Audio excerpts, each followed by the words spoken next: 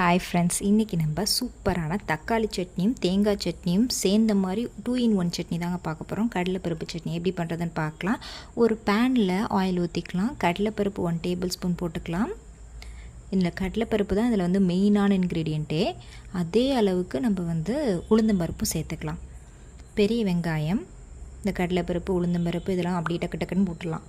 வெங்காயம், வரமிளகா, தக்காளி 1, கொஞ்சமாக புளி,